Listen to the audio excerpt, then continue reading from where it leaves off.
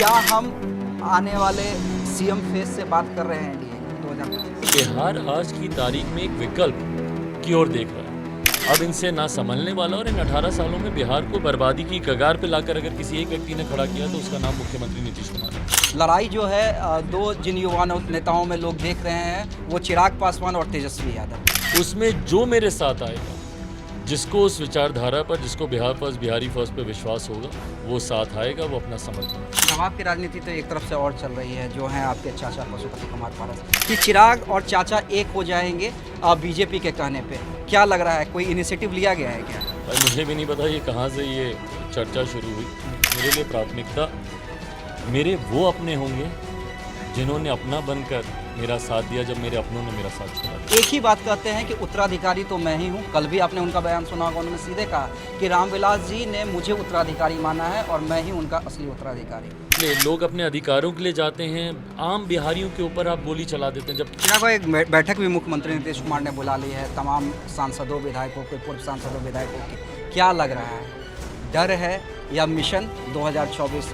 और आप भी राजनीति के अच्छे जानकार हैं, आप जानते हैं कि राहुल जी के इस सवाल को पूछे जाने के बाद भी उस पर खामोशी रखना और अपने सांसद, विधायकों को इस तरीके से बैठक बुलाना, ये करना सिर्फ दबाव की राजनीति मुख्यमंत्री नीतीश कुमार जी आज की तारीख में कर रहे हैं। मुख्यमंत्री नीतीश कुमार जी जिस सोच के साथ महागठबंधन में गए थे, या इन विपक्षी दलों के गठबंधन को इन्होंने जो INDIA नाम दिया, जिस सोच के साथ ये वहाँ पर गए थे, वो सोच तो इनकी पूरी हो नहीं रही है ना। चेहरा बनने गए थे विपक्ष में, और अभी तक चेहरा तो बहुत दूर की बात है, इनको तो संयोजक नहीं बनाएगा।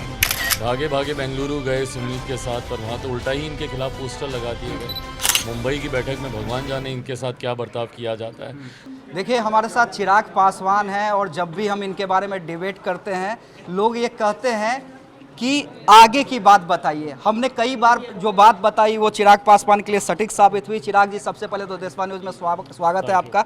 एनडीए गठबंधन में आप शामिल हो गए हैं जी। क्या हम आने वाले सीएम फेज से बात कर रहे हैं एनडीए के 2025? भाई देखिए, अगर मेरी प्राथमिकता कोई पद होता या पद का लालच होता तो शायद मेरी राजनीति बहुत अलग होती। 2020 का निर्णय उस सोच को मद्देनज़र रख के लिया जाता, और आप भी राजनीति के अच्छे जानकार हैं, आप जानते हैं कि 2020 में मैं जिस गठबंधन में था उसी में रहता, चुनाव लड़ता, मेरे बिहार में भी मंत्री होते, मैं केंद्र सरकार में भी होता। पर ये प्राथमिकता नहीं है। मैं कोई क्षणिक लाभ के लिए और व्यक्तिगत लाभ के लिए तो डेफिनेटली ये मेरी लड़ाई नहीं है। मेरी लड़ाई बिहार को फर्स्ट, बिहारियों को फर्स्ट बनाने की सोच के साथ है, और ये लंबी लड़ाई है। और इस लड़ाई के लिए मैं कोई ऐसा निर्णय या कोई ऐसा फैसला जो मेरे व्यक्तिगत लाभ के लिए हो, क्षणिक लाभ के लिए हो, उस दिशा में मेरी सोच भी नहीं जाती है। मेरी सोच बिहार को विकसित राज्य बनाने की है, और वही मेरी प्राथमिकता है। मैं ये कोई रैट रेस में नहीं हूँ कि कौन मुख्यमंत्री, कौन। चिराग भाई, हम जब भी आपके जो फॉलोअर हैं, खासकर युवा आप भी देखते होंगे कमेंट, आप भी सोशल मीडिया पे एक्टिव रहते हैं, आपके समर्थक एक्टिव रहते हैं, वो जब भी कमेंट करते हैं एक ही कमेंट रहता है, नेक्स्ट सीएम चिराग पासवान। आपने भी देखा होगा, और जो आपका विजन है बिहार फर्स्ट, बिहारी फर्स्ट, उसमें भी हमने तमाम जो बातें देखी हैं, आपने जो भी रखी हैं, वो देखा है कि जब कोई राज्य का मुखिया बनता है तभी वो तमाम चीज़ें इम्प्लीमेंट करवा सकता है। नहीं, देखिए, इतना ज़रूर है, नेक्स्ट सीएम का मुझे नहीं पता, बट जो मौजूदा सीएम है उनसे नाराज़गी, आक्रोश मुझे लगता है सीमाएं पार कर चुका है। आज की तारीख में बिहार का शायद ही कोई ऐसा वर्ग होगा, और मैं जाति की नहीं, मैं जमात की बात करता हूँ। युवा वर्ग को अगर आप एक जमात के तौर पर अगर आप देखें, जो आक्रोश है मुख्यमंत्री नीतीश कुमार जी को लेकर, उनकी गलत नीतियों को लेकर, भाई एक के बाद एक आपकी नीतियां बताइए। आप शिक्षक अभ्यर्थियों की बात करते हैं, डोमिसाइल नीति हटा देते हैं, क्यों? क्योंकि आपको राष्ट्रीय स्तर का नेता बनने का शौक अचानक आपको चढ़ा। तो इन तमाम एक के बाद एक फैसले, लोग अपने अधिकारों के लिए जाते हैं, आम बिहारियों के ऊपर आप गोली चला देते हैं, जबकि आप भी इस बात को कबूल करते हैं कि बिजली में अनियमितता होती है। इतनी महंगी दरों पर बिहार में बिजली खरीदी जाती है, मुख्यमंत्री कबूल करते हैं क्यों खरीदी जाती है। तो इन तमाम बातों को लेकर जो आक्रोश आज की तारीख में जनता में, और वो 2020 के चुनाव में भी देखने को मिला, अगर वो आक्रोश नहीं होता तो आज तीसरे नंबर की पार्टी मुख्यमंत्री जी की नहीं होती, आधे से ज़्यादा प्रत्याशी इनके चुनाव नहीं हारते। तो इतना ज़रूर है कि बिहार आज की तारीख में एक विकल्प की ओर देख रहा है। बिहार इतना जानता है कि भाई कोई मुख्यमंत्री हो, पर मौजूदा मुख्यमंत्री नीतीश कुमार जी से अब बिहार संभलने वाला नहीं। और इनके 18 साल के कुशासन ने इस बात को दर्शा दिया है कि कम से कम बिहार अब इनसे ना संभलने वाला। और इन 18 सालों में बिहार को बर्बादी की कगार पे लाकर अगर किसी एक व्यक्ति ने खड़ा किया तो उसका नाम मुख्यमंत्री नीतीश कुमार है। लोग ये बात मान भी रहे हैं और जान भी रहे हैं, और खासकर आपके समर्थक। और देखिए अब चर्चा ये हो रही है कि आफ्टर नीतीश और लालू जी के बाद लड़ाई जो है दो जिन युवा नेताओं में लोग देख रहे हैं, वो चिराग पासवान और तेजस्वी यादव, जिन्हें आप छोटा भाई भी कहते हैं। पर्सनली आपके संबंध भी काफ़ी अच्छे हैं। देखिए, मैं इसको व्यक्ति की लड़ाई नहीं बोलूँगा, मैं इसको विचारधारा की लड़ाई बोलूँगा। और मैं इस बात का पक्षधर रहा हूँ कि चयन सिर्फ और सिर्फ विचारधारा के आधार पर होना चाहिए। आपकी सोच क्या है, आपकी नीति क्या है। कल को महागठबंधन हो, मैं राजद, क्योंकि आज की तारीख में वो उसका हिस्सा है, उनकी सोच, उनकी नीति क्या है, अगर जनता उससे सहमत होती है तो ज़रूर उनका समर्थन करें। मैं अपनी नीति, अपनी नीयत, अपने सिद्धांत, अपने विचारों को लेकर मैं बहुत स्पष्ट हूँ। बिहार फर्स्ट, बिहारी फर्स्ट, ये मेरा विज़न है। उसी सोच के साथ मैं आगे बढ़ रहा हूँ। उसमें जो मेरे साथ आएगा, जिसको उस विचारधारा पर, जिसको बिहार फर्स्ट, बिहारी फर्स्ट पे विश्वास होगा, वो साथ आएगा, वो अपना समर्थन देगा। चिराग भाई, एक बैठक भी मुख्यमंत्री नीतीश कुमार ने बुला ली है तमाम सांसदों, विधायकों के, पूर्व सांसदों, विधायकों की।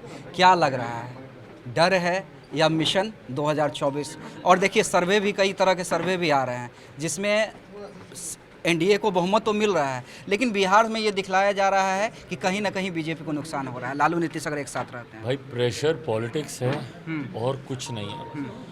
मुख्यमंत्री नीतीश कुमार जी जिस सोच के साथ महागठबंधन में गए थे, या इन विपक्षी दलों के गठबंधन को इन्होंने जो INDIA नाम दिया है, जिस सोच के साथ ये वहाँ पर गए थे, वो सोच तो इनकी पूरी हो नहीं रही है ना। चेहरा बनने गए थे विपक्ष का, और अभी तक चेहरा तो बहुत दूर की बात है, इनको तो संयोजक नहीं बनाया गया। भागे भागे बेंगलुरु गए सिमनीत के साथ, पर वहाँ तो उल्टा ही इनके खिलाफ पोस्टर लगा दिए गए।